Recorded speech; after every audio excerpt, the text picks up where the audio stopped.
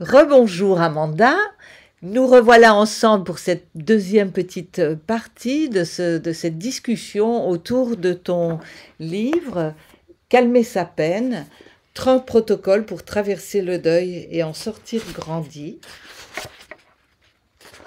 Un livre qui a été édité par Le Lotus et l'Éléphant, qui est une branche de Hachette, et qu'on peut trouver dans toutes les librairies, bien sûr à la FNAC, partout, mais dans toutes les librairies en ligne également, mais également dans toutes les librairies physiques. Voilà, c'est un très beau livre, très très doux, qui peut très bien devenir un livre de chevet si vous êtes dans une période difficile à traverser, avec que vous avez besoin d'aide. Et dans cette deuxième petite capsule vidéo, je vais demander à Amanda, parce que je sais très bien qu'il y a un chapitre dans ce livre qui concerne la perte de nos animaux chers, des petits animaux qui nous accompagnent dans la vie de tous les jours, parfois de longues années, et lorsqu'ils meurent, parce qu'ils sont amenés à mourir avant nous en général, si tout se passe bien, eh bien la perte est très très difficile à aborder. Et Amanda, tu en parles, c'est le deuil animal, tu en parles dans ton livre. Est-ce que tu pourrais nous en dire quelques mots ? Très volontiers. Alors, merci encore une fois à Alice Quinn de me recevoir dans son boudoir. C'est toujours très, très, très, très agréable et c'est surtout très chaleureux. Et ça permet peut-être, oui, d'apporter quelques informations et une aide. Et je dois dire que tout à l'heure, quand tu m'avais posé la question à qui servait ce livre, il y a un dernier aspect que je n'ai pas mentionné, que je voudrais mentionner avant d'affronter la deuxième question. Ce livre, quand je disais au tout début, ce livre sert à tout le monde, c'est-à-dire ce livre sert aussi comme culture générale, comme curiosité, parce que justement, comme tu l'as dit justement, c'est des arguments que l'on n'a pas l'habitude de traiter, qui sont assez souvent tabous dans les familles. On parle d'autre chose, mais on ne parle pas de la fin de la vie, on ne parle pas de la mort, et donc on ne parle pas du deuil. Et on se trouve à l'affronter sans aucune préparation. Or, quand on lit ce livre, même si, a priori, on a actuellement, dans le quotidien, aucune crainte particulière, mais il ne faut pas non plus oublier que nous sommes justement des êtres mortels et que aucun de nous n'est à l'abri d'un accident de voiture, d'un accident sportif, d'un accident cardiaque, de tout type d'accident qui peut, à un moment ou à un autre, interrompre notre parcours vital. Et là, pour les proches qui sont autour de nous, si ce parcours est interrompu de façon définitive, c'est le grand vide, c'est le grand précipice. Donc quand je dis ça sert à tout le monde et ça peut servir en prévention, je pense que justement c'est un livre qui peut nous aider à nous préparer à affronter, ou pour le moins ne pas être vierge entre guillemets, devant un événement traumatique qui peut nous arriver. Dedans on peut mettre l'accident d'avion, les attentats, les situations qui sont sans aucune prévision possible. Voilà, donc ça, je pense que c'était important de le préciser. Alors, un livre, bien sûr, sur le deuil, ce n'est pas une baguette magique, ça ne peut pas empêcher l'événement, ça ne peut pas faire revenir la personne qui n'est plus là, ça ne peut pas faire de miracle. Cela peut aider à calmer sa peine. C'est donc là le titre. Alors, tu as abordé la question du deuil animal. Le deuil animal, j'ai voulu le traiter à l'intérieur d'un livre sur le deuil humain, ce qui, en général, ne se fait pas. Parce qu'on traite du deuil, un point c'est tout, et on entend par là le deuil d'un être humain vers un autre être humain.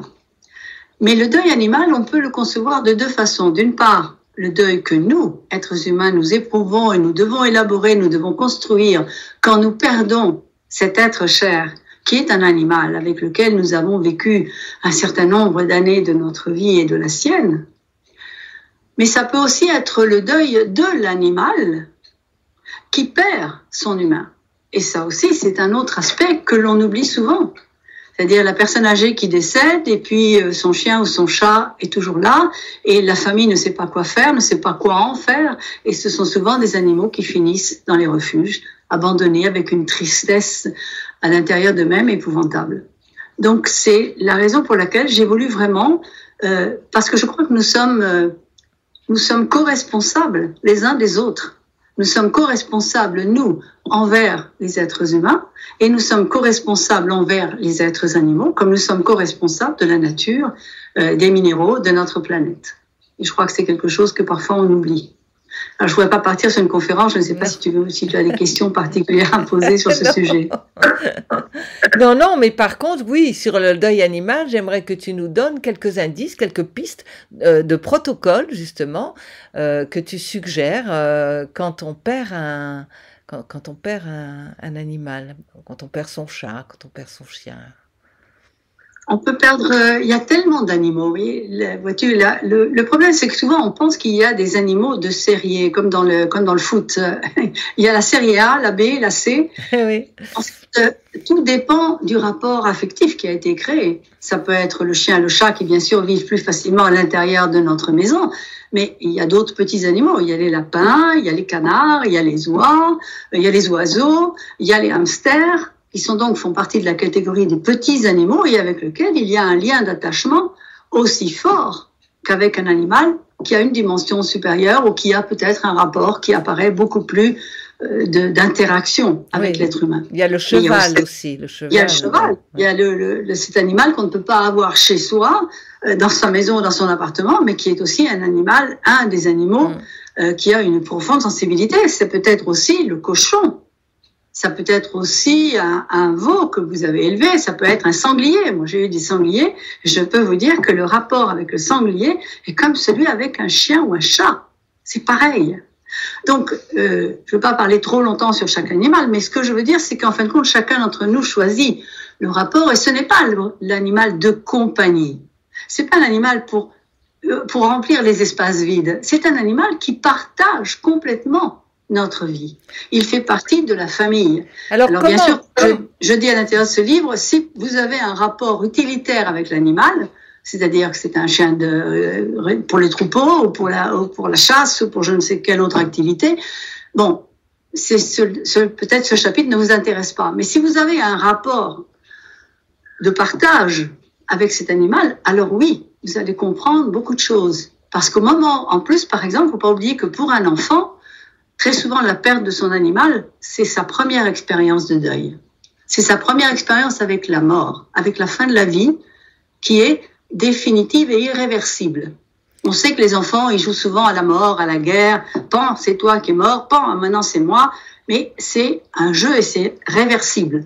Là, c'est irrémédiable. C'est-à-dire que l'animal que l'on aimait n'est plus là.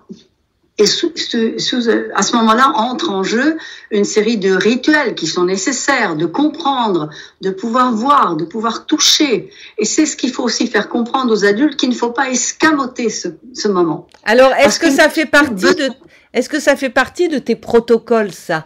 Oui. Parce que moi, j'aimerais que tu rentres un peu dans le concret, que tu nous expliques un peu, parce que c'est mystérieux. Là, tu parles de façon générale du deuil, de la perte, etc. Mais bon, qu'est-ce que tu proposes? Pourquoi ton livre, il est différent? Pourquoi il y a 30 protocoles?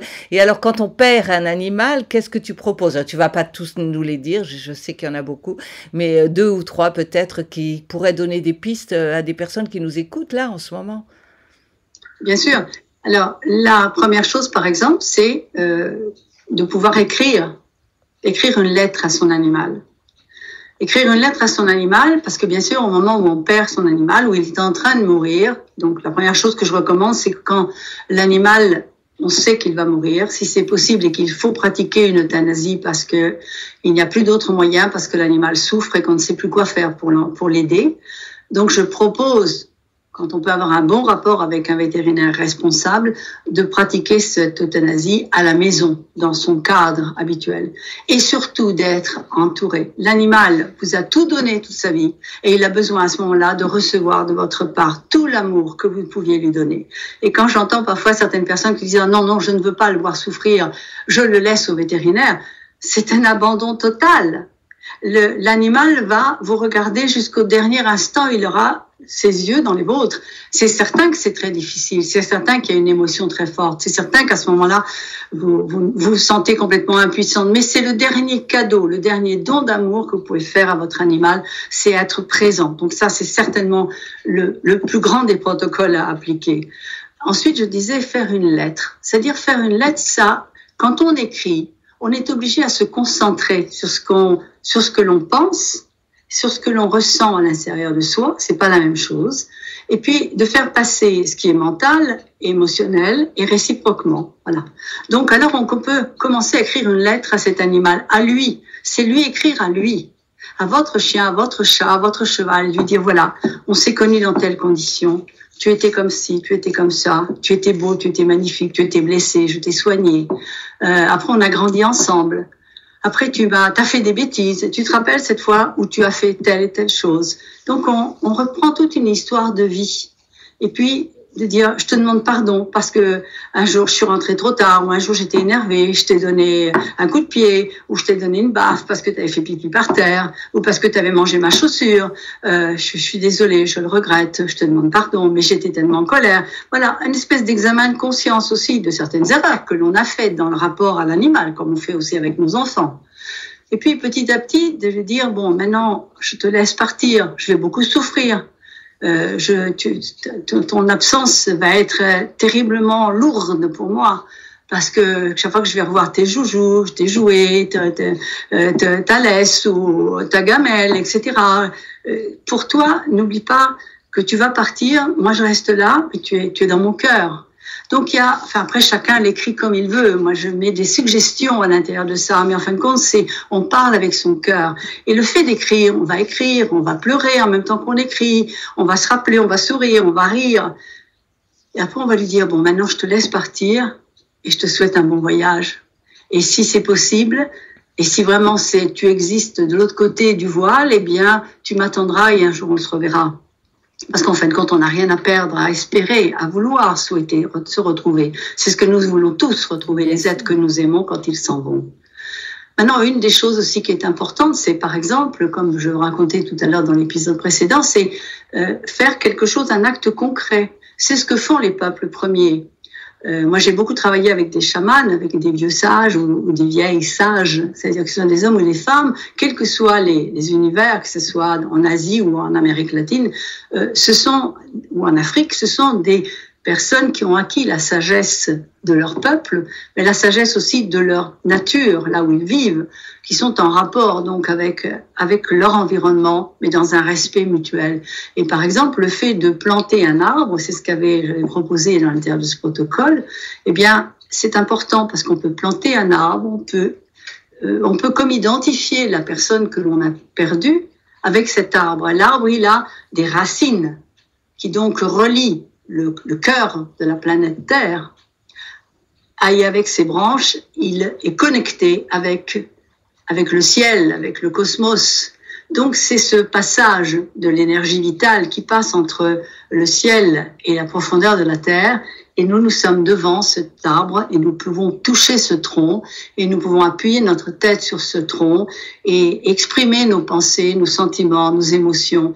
Et donc ce petit garçon qui avait perdu sa chienne, et où sa maman a fait tout un rituel en suivant les autres protocoles qui sont dans ce livre, eh bien, ce petit garçon, il a eu l'idée, il a voulu justement planter un arbre, il a donné le nom de sa chienne, qui s'appelait Maya, et donc, chaque fois, il me dit, maintenant, chaque fois que j'arrive à la campagne, là, je vais dire bonjour à Maya. Et il va là, et il embrasse son arbre, et parfois il pleure, et parfois il rit, et on ne sait pas quoi, qu'est-ce qu'il dit à son arbre, mais il a un rapport.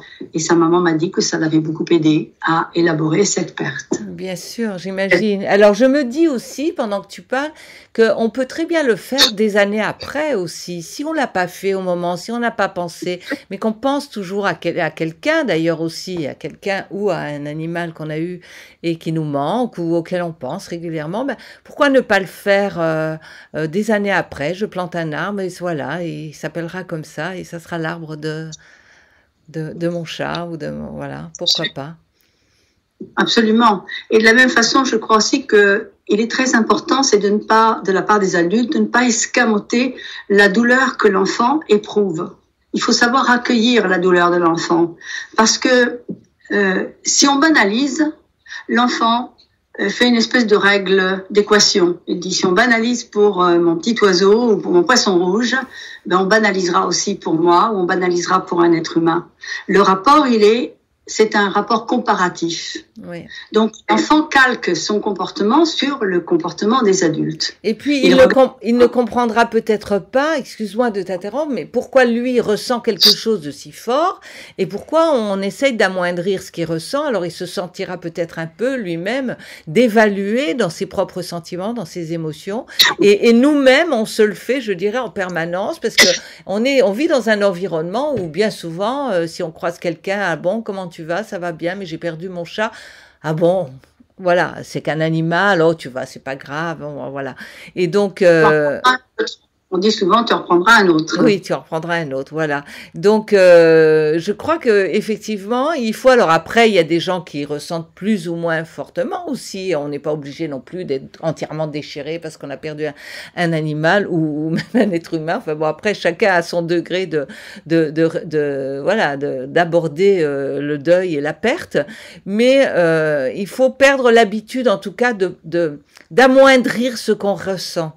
Voilà, tout le temps. Il faut aussi augmenter, c'est notre capacité d'écoute. Oui. Quand quelqu'un te dit « j'ai perdu mon chat », il faut écouter. Et c'est tout. Parfois, il n'y a rien d'autre à dire, mais il faut avoir ce qu'on appelle une écoute active. C'est pas donner une réponse banale qui ne sert à rien.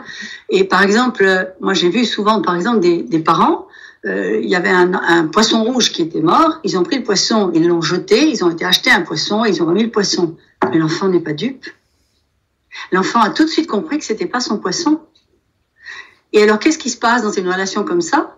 C'est que la relation avec l'enfant, elle est faussée. Et l'enfant perd la confiance. Il est trompé. Et quand il dit, c'est pas mon poisson, et les parents disent, si, c'est ton poisson. Mais l'enfant sait très bien que ce n'est pas son poisson rouge ou autre. Donc, ça aussi, c'est important. C'est le respect. Oui, c'est vrai. Le poisson est mort, le poisson ou le petit lapin, ou quel que soit l'animal, et on ne le remplace pas. On accepte et on comprend que la douleur d'un adulte comme la douleur d'un enfant, elle a sa raison d'être. Et que c'est important que si, par exemple, l'adulte aussi souffre de la même façon que l'enfant, eh bien qu'il y ait un partage de l'émotion entre eux. Ça aussi, c'est quelque chose d'important. Et de la même façon, s'il y a un autre animal à l'intérieur de la famille, je parlais du deuil animal, il faut observer le changement de comportement. Parce que parfois, un enfant, comme un animal, peut avoir une réaction de colère. Donc, casser des jouets, ou refuser de manger, ou si c'est un animal, faire pipi hors de la litière, parce que c'est une réaction de révolte à la souffrance, à la perte de l'être aimé. Et ça, il faut apprendre. Il y a un très beau livre qui s'appelle « Les éléphants pleurent aussi ». Les éléphants pleurent, les éléphants, et les animaux, on disait autrefois, on disait que les animaux ne pleuraient pas. Mais c'est pas vrai. Aujourd'hui, on sait que les animaux pleurent. Aujourd'hui, on sait que les animaux éprouvent les mêmes émotions, éprouvent le chagrin, qu'il y a même les animaux qui se laissent mourir parce qu'ils ont perdu leur être humain ou parce qu'ils ont perdu un compagnon animal. Donc, nous sommes très semblables. Oui. Donc, il ne faut pas juger et il faut écouter. Oui. C'est ce qui manque à notre rapport, aussi bien dans l'éducation que dans le rapport à l'accompagnement, c'est l'écoute, la véritable écoute, pas avec les oreilles, mais l'écoute avec tout ce que nous sommes, avec les yeux, avec le comportement, avec le toucher.